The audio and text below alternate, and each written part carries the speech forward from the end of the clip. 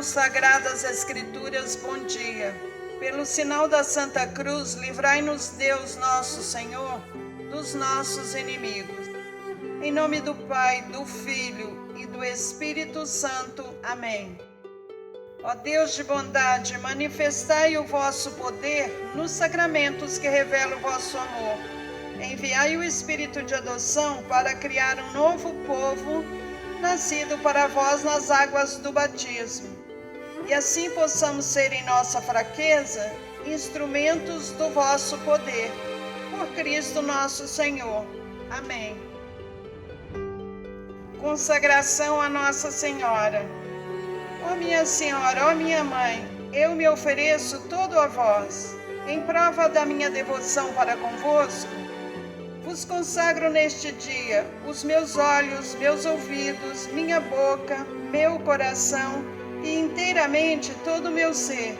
E porque assim sou vosso, ó incomparável Mãe, guardai-me, defendei-me como coisa e propriedade vossa. Amém. Pedido de Nossa Senhora, rezai o rosário todos os dias. Oração diante da cruz. Que a ressurreição do Senhor afugente da nossa vida o medo e as trevas. Ó Deus da vida, que ressuscitou o seu Filho, ressuscita-nos a cada dia para uma vida nova.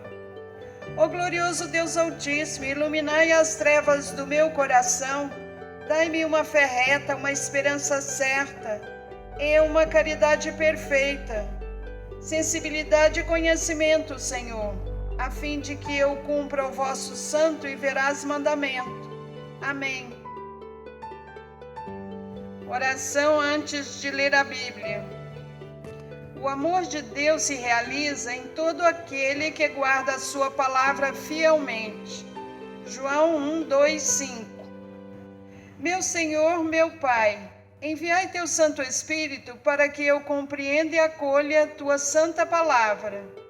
Que eu te conheça e te faça conhecer, te ame e te faça amar, te sirva e te faça servir, te louve e te faça louvar por todas as criaturas.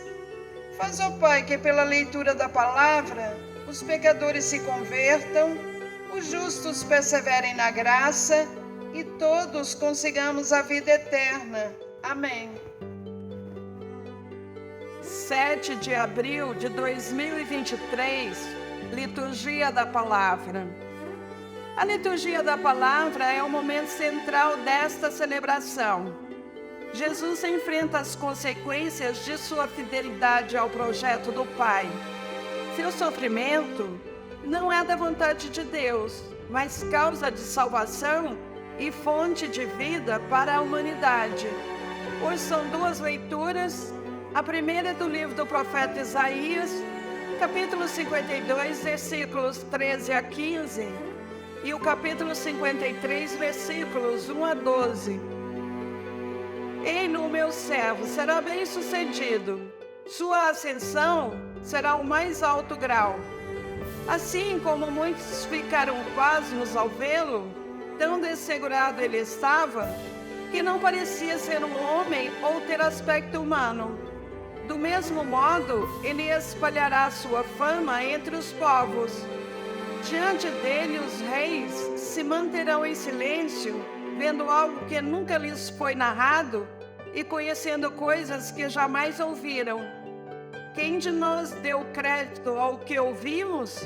E a quem foi dado reconhecer a força do Senhor? Diante do Senhor ele cresceu como renovo de planta ou como raiz em terra seca. Não tinha beleza nem atrativo para o olharmos. Não tinha aparência que nos agradasse.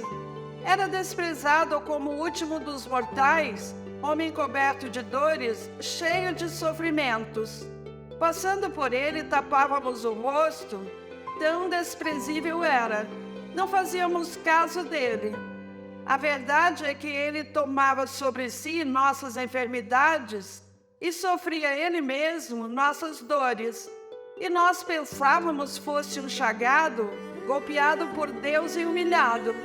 Mas ele foi ferido por causa de nossos pecados, esmagado por causa de nossos crimes. A punição a ele imposta era o preço da nossa paz, e suas feridas o preço da nossa cura. Todos nós vagávamos como ovelhas desgarradas, cada qual seguindo o seu caminho. E o Senhor fez recair sobre ele o pecado de todos nós.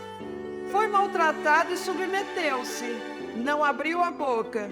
Como cordeiro levado ao matadouro, ou como ovelha diante dos que a tosquiam, ele não abriu a boca.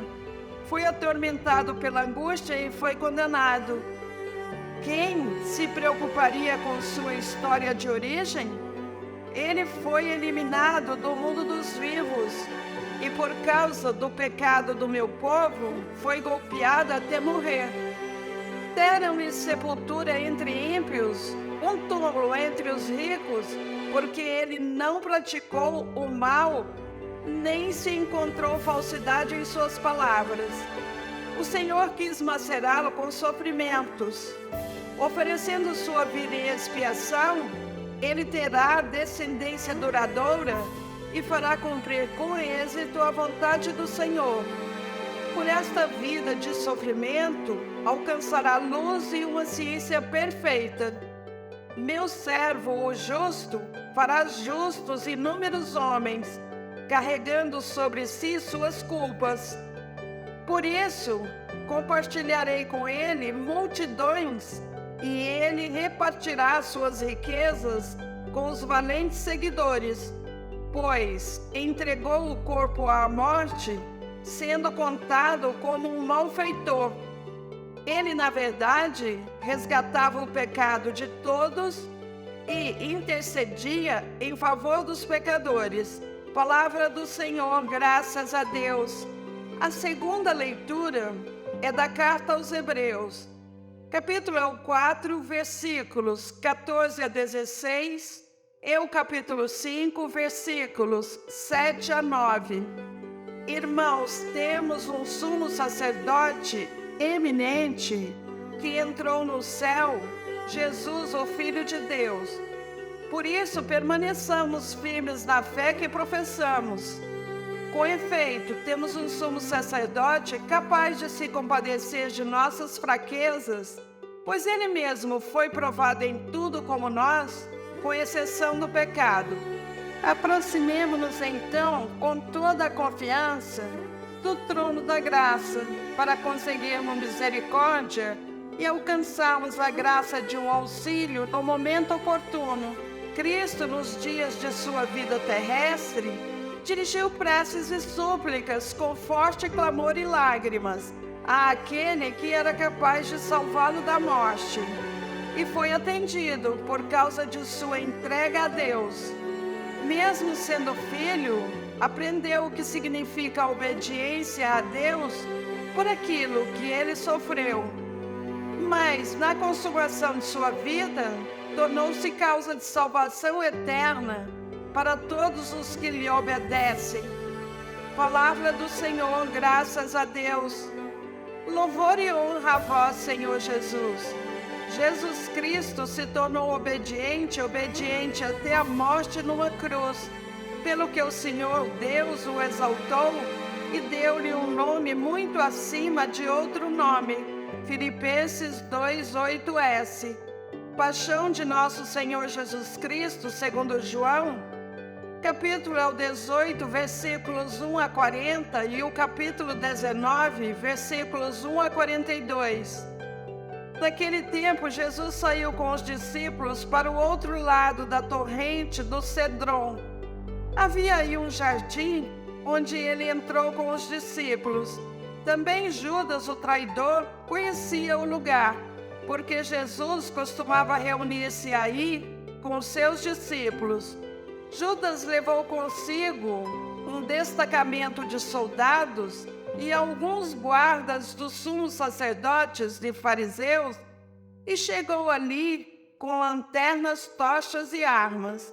Então Jesus, consciente de tudo o que ia acontecer, saiu ao encontro deles e disse: "A quem procurais?" Responderam: "A Jesus, o Nazareno." Ele disse: sou eu. Judas, o traidor, estava junto com eles. Quando Jesus disse: sou eu, eles recuaram e caíram por terra. De novo lhes perguntou: a quem procurais? Eles responderam: a Jesus o Nazareno. Jesus respondeu: já vos disse que sou eu. Se é a mim que procurais, então deixai que estes se retirem. Assim se realizava a palavra que Jesus tinha dito: não perdi nenhum daqueles que me confiaste. Simão Pedro, que trazia uma espada consigo, puxou dela e feriu o servo do sumo sacerdote, cortando-lhe a orelha direita. O nome do servo era Malco. Então Jesus disse a Pedro: guarda a tua espada na bainha. Não vou beber o cálice que o meu pai me deu? Então os soldados, o comandante e os guardas dos judeus prenderam Jesus e o amarraram. Conduziram-no primeiro a Anás, que era o sogro de Caifás, o sumo sacerdote naquele ano.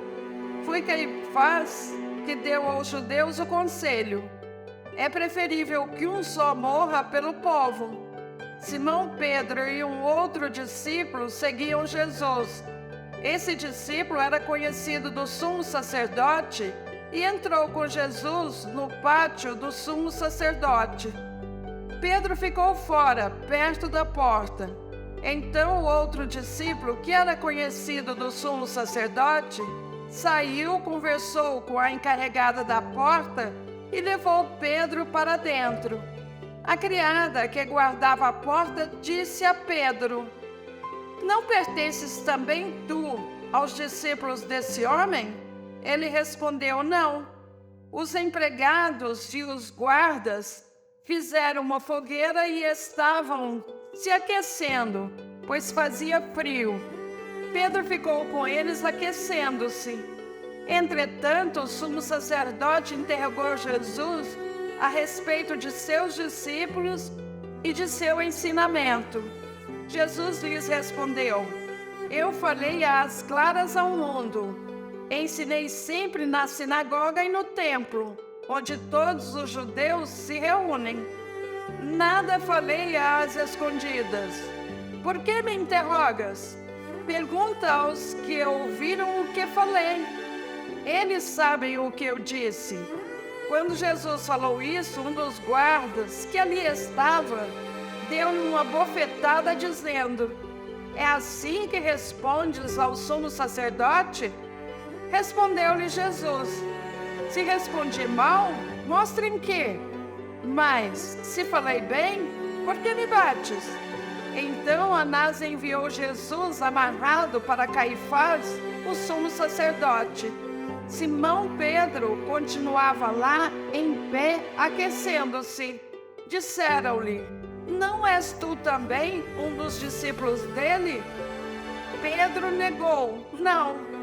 Então um dos empregados do sumo sacerdote, parente daquele a quem Pedro tinha cortado a orelha, disse: será que não te vi no jardim com ele? Novamente Pedro negou. E na mesma hora o galo cantou. De Caifás levaram Jesus ao palácio do governador. Era de manhã cedo. Eles mesmos não entraram no palácio, para não ficarem impuros e poderem comer a Páscoa. Então Pilatos saiu ao encontro deles e disse: que acusação apresentais contra este homem? Eles responderam: se não fosse malfeitor, não o teríamos entregue a ti. Pilatos disse: tomai-o vós mesmo e julgai-o, de acordo com a vossa lei. Os judeus lhes responderam: nós não podemos condenar ninguém à morte. Assim se realizava o que Jesus tinha dito, significando de que morte havia de morrer. Então Pilatos entrou de novo no palácio, chamou Jesus e perguntou-lhe: tu és o rei dos judeus? Jesus respondeu: Estás dizendo isso por ti mesmo? Ou outros te disseram isso de mim? Pilatos falou: por acaso sou judeu? O teu povo e os sumos sacerdotes te entregaram a mim. Que fizeste? Jesus respondeu: o meu reino não é deste mundo. Se o meu reino fosse deste mundo, os meus guardas teriam lutado para que eu não fosse entregue aos judeus. Mas o meu reino não é daqui. Pilatos disse a Jesus: então tu és rei? Jesus respondeu: tu o dizes, eu sou o rei. Eu nasci e vim ao mundo para isto, para dar testemunho da verdade. Todo aquele que é da verdade escuta a minha voz. Pilatos disse a Jesus: o que é verdade? Ao dizer isso, Pilatos saiu ao encontro dos judeus e disse-lhes: eu não encontro nenhuma culpa nele, mas existe entre vós um costume que pela Páscoa eu vos solte um preso. Quereis que vos solte o rei dos judeus? Então começaram a gritar de novo: este não, mas Barrabás. Barrabás era um bandido. Então Pilatos mandou flagelar Jesus. Os soldados teceram uma coroa de espinhos e a colocaram na cabeça de Jesus. Vestiram-no com um manto vermelho, aproximavam-se dele e diziam: viva o rei dos judeus! E davam-lhe bofetadas. Pilatos saiu de novo e disse aos judeus: olhai, eu o trago aqui fora, diante de vós, para que saibais que não encontro nele crime algum. Então Jesus veio para fora, trazendo a coroa de espinhos e o manto vermelho. Pilatos disse-lhe: eis o homem. Quando viram Jesus, o sumo sacerdote e os guardas começaram a gritar: crucifica-o, crucifica-o! Pilatos respondeu: levai-o vós mesmos para o crucificar, pois eu não encontro nele crime algum. Os judeus responderam: nós temos uma lei, e segundo esta lei ele deve morrer, porque se fez filho de Deus. Ao ouvir essas palavras, Pilatos ficou com mais medo ainda. Entrou outra vez no palácio e perguntou a Jesus: de onde és tu? Jesus ficou calado. Então Pilatos disse: não me respondes? Não sabes que tenho autoridade para te soltar e autoridade para te crucificar? Jesus respondeu: tu não terias autoridade alguma sobre mim, se ela não te fosse dada do alto. Quem me entregou a ti, portanto, tem culpa maior. Por causa disso, Pilatos procurava soltar Jesus, mas os judeus gritavam: se soltas esse homem, não és amigo de César. Todo aquele que se faz rei declara-se contra César. Ouvindo essas palavras, Pilatos levou Jesus para fora e sentou-se no tribunal, no lugar chamado Pavimento, em hebraico, Gábata. Era o dia da preparação da Páscoa, por volta do meio-dia. Pilatos disse aos judeus: eis o vosso rei. Eles, porém, gritavam: fora, fora, crucifica-o. Pilatos disse: hei de crucificar o vosso rei? Os sumos sacerdotes responderam: não temos outro rei senão César. Então Pilatos entregou Jesus para ser crucificado e eles o levaram.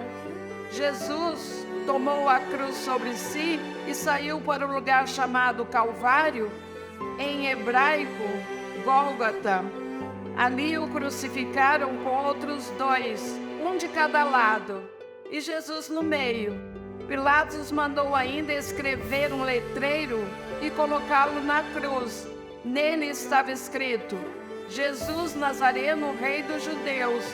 Muitos judeus puderam ver o letreiro, porque o lugar em que Jesus foi crucificado ficava perto da cidade.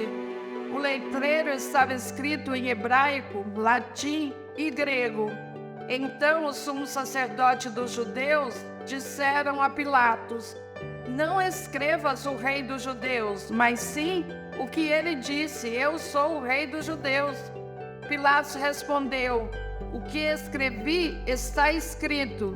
Depois que crucificaram Jesus, os soldados repartiram a sua roupa em 4 partes, uma para cada soldado. Quanto à túnica, esta era tecida sem costura, em peça única de alto a baixo. Disseram então entre si: não vamos dividir a túnica. Tiremos a sorte para ver de quem será. Assim se cumpria a escritura que diz: repartiram entre si as minhas vestes e lançaram sorte sobre a minha túnica. Assim procederam os soldados. Perto da cruz de Jesus estavam de pé a sua mãe, a irmã da sua mãe, Maria de Cleofas, e Maria Madalena. Jesus, ao ver sua mãe e ao lado dela o discípulo que ele amava, disse à mãe: mulher, este é o teu filho. Depois disse ao discípulo: esta é a tua mãe. Dessa hora em diante, o discípulo a acolheu consigo. Depois disso, Jesus, sabendo que tudo estava consumado, e para que a Escritura se cumprisse até o fim, disse: tenho sede. Havia ali uma jarra cheia de vinagre. Amarraram numa vara uma esponja embebida de vinagre e levaram-na à boca de Jesus. Ele tomou o vinagre e disse: tudo está consumado. E inclinando a cabeça, entregou o Espírito. Era o dia da preparação para a Páscoa.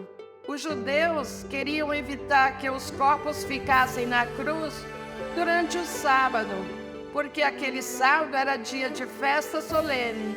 Então pediram a Pilatos que mandasse quebrar as pernas aos crucificados e os tirasse da cruz.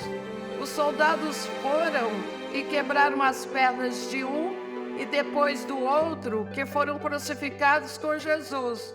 Ao se aproximarem de Jesus e vendo que já estava morto, não lhe quebraram as pernas, mas um soldado abriu-lhe o lado com uma lança e logo saiu sangue e água. Aquele que viu dá testemunho, e seu testemunho é verdadeiro. E ele sabe que fala a verdade, para que vós também acrediteis. Isso aconteceu para que se cumprisse a Escritura que diz: não quebraram nenhum dos seus ossos. E outra Escritura ainda diz: olharam para aquele que transpassaram. Depois disso, José de Arimateia, que era discípulo de Jesus, mas às escondidas por medo dos judeus, pediu a Pilatos para tirar o corpo de Jesus. Pilatos consentiu.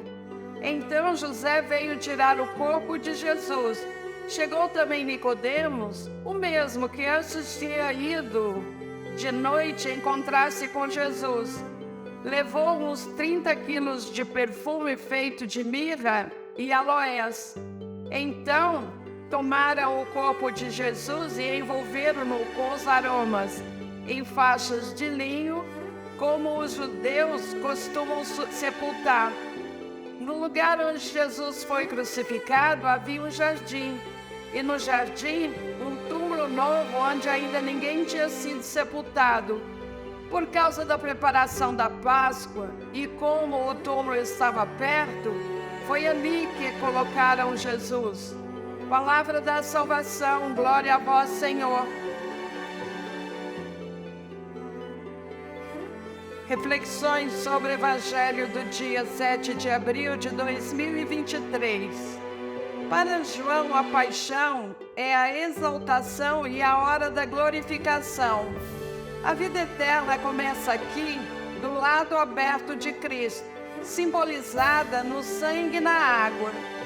Jesus é o Senhor em plena posse dos acontecimentos. Na sua prisão, todos são responsáveis, judeus e romanos. diante da tropa, Jesus toma a iniciativa. O eu sou faz cair por terra os soldados. A paixão é o confronto entre a luz e as trevas. Por isso, Judas não beija Jesus, pois não pode haver contato entre eles. Simão Cirineu não aparece. A túnica não é sorteada e Jesus é reconhecido como sumo sacerdote. Maria e o discípulo João simbolizam a igreja nascente. Terminada a obra, com tudo cumprido, Jesus entregou o Espírito.